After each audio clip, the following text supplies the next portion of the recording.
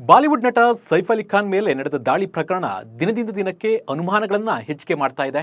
ದಾಳಿಯಿಂದ ಹಿಡಿದು ತನಿಖೆ, ಆರೋಪಿ ಅರೆಸ್ಟ್ ಎಲ್ಲವೂ ಒಂದಕ್ಕೊಂದು ಲಿಂಕೇ ಆಗ್ತಾ ಇಲ್ಲ. ದಾಳಿ ನಡೆದ ಸ್ಥಳದಲ್ಲಿ ಸಂಗ್ರಹಿಸಲಾದ ಬೆರಳಚ್ಚಿಗೂ ಬಂಧಿತ ಆರೋಪಿ ಬೆರಳಚ್ಚಿಗೂ ಮ್ಯಾಚೇ ಆಗ್ತಾ ಇಲ್ಲ. ಪೊಲೀಸರ ಆತುರದ ನಿರ್ಧಾರದಿಂದ ಒಬ್ಬನ ಭವಿಷ್ಯ ಕೂಡ ಹಾಳಾಗಿ ಹೋಗಿದೆ. ಮಾಡದ ತಪ್ಪಿಗೆ ತನ್ನ ಪಾಡಿಗಿದ್ದ ವ್ಯಕ್ತಿ ಶಿಕ್ಷೆ ಅನುಭವಿಸುವಂತಾಗಿದೆ. ಪೊಲೀಸರ ಎಡವಟ್ಟು ರಿವೀಲ್ ಆಗಿದ್ದು ಸೈಫ್ ಕೇಸ್ಗೆ ಬಿಗ್ ಟ್ವಿಸ್ಟ್ ಸಿಕ್ಕಿದೆ. ಈ ಬಗ್ಗೆ ಕಂಪ್ಲೀಟ್ ಮಾಹಿತಿಯನ್ನು ನೀಡ್ತಾ ಹೋಗ್ತೀನಿ. ನಾನು ನಿಮ್ಮ ಶಿವರಾಜ್ ಬಾಣಂಕಿ.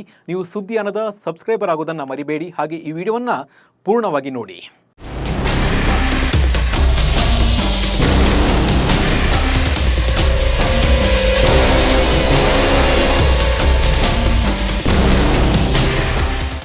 ಸೈಫ್ ಅಲಿ ಖಾನ್ ಚಾಕು ಇರಿತ ಕೇಸ್ನಲ್ಲಿ ಪೊಲೀಸರು ಅವಸರಕ್ಕೆ ಬಿದ್ದು ಅವಾಂತರ ಮಾಡಿದ್ದಾರಾ ಅನ್ನೋ ಅನುಮಾನ ಹೆಚ್ಚಾಗಿದೆ. ಈ ಬೆನ್ನಲ್ಲೇ ಇದೇ ಪ್ರಕರಣದಲ್ಲಿ ಮತ್ತೊಂದು ಅವಾಂತರ ಬಯಲಿಗೆ ಬಂದಿದೆ. ಸೈಫ್ ಮೇಲೆ ದಾಳಿ ನಡೆದ ಬೆನ್ನಲ್ಲೇ ಸಿಸಿಟಿವಿಯಲ್ಲಿ ಕಾಣಿಸಿಕೊಂಡ ವ್ಯಕ್ತಿಗೆ ಹೋಲುವ ಯುವಕನನ್ನ ಪೊಲೀಸರು ವಶಕ್ಕೆ ಪಡೆದಿದ್ರು.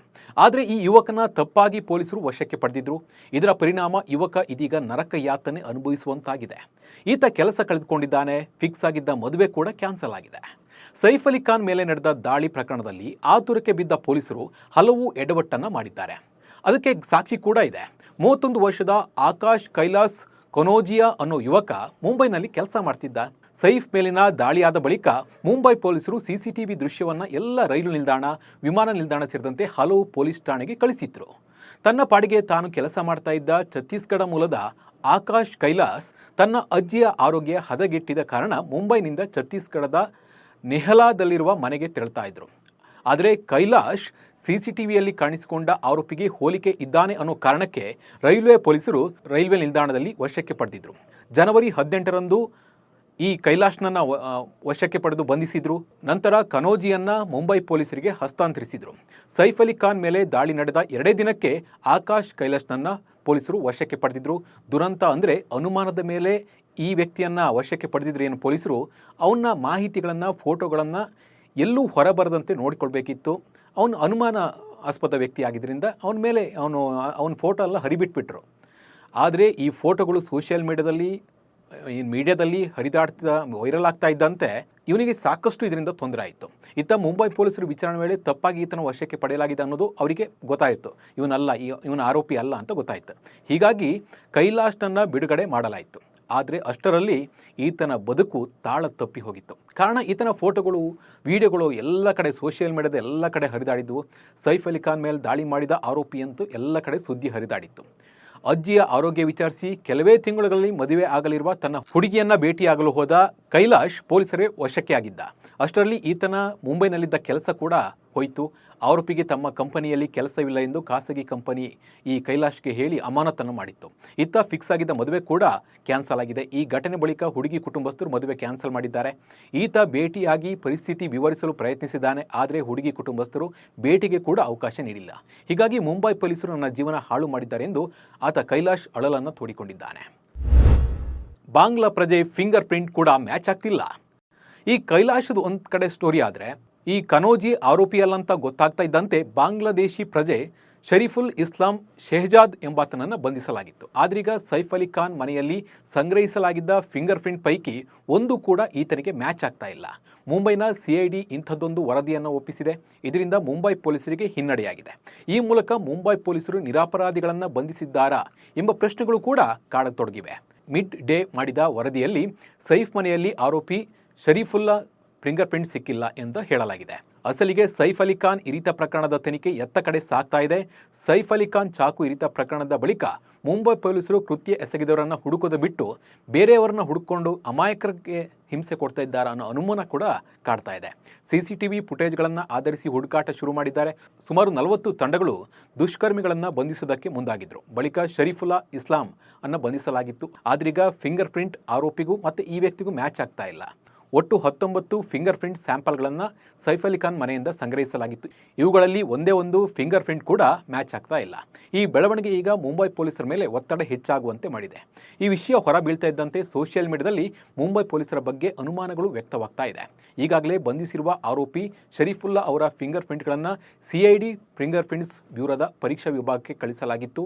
ಅಲ್ಲಿ ಪರೀಕ್ಷೆ ಮಾಡಿದಾಗ ಆರೋಪಿಯ ಫಿಂಗರ್ ಪ್ರಿಂಟ್ ಮ್ಯಾಚ್ ಆಗದೇ ಇರುವುದು ಬೆಳಕಿಗೆ ಬಂದಿದೆ.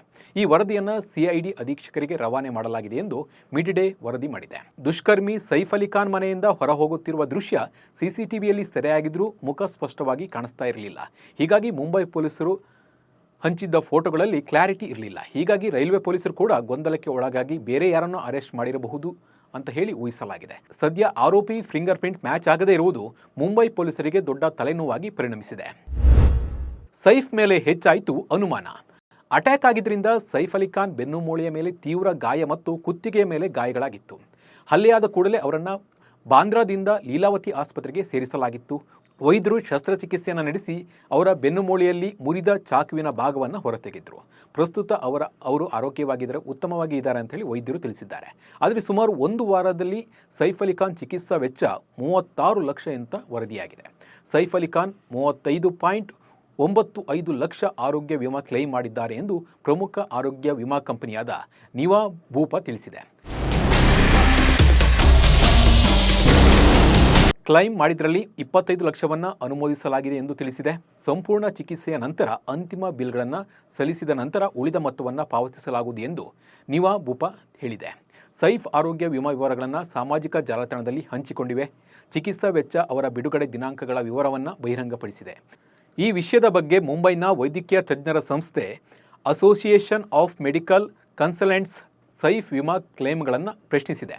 ಸೈಫ್ ವಿಮೆಯನ್ನು ಬೇಗನೆ ಅನುಮೋದಿಸಿದ ವಿಧಾನವನ್ನು ಪ್ರಶ್ನಿಸಿ ವೈದ್ಯಕೀಯ ತಜ್ಞರ ಸಂಸ್ಥೆ ವಿಮಾ ನಿಯಂತ್ರಣ ಸಂಸ್ಥೆಯಾದ IRDAIಗೆ ಪತ್ರ ಬರೆದಿದೆ.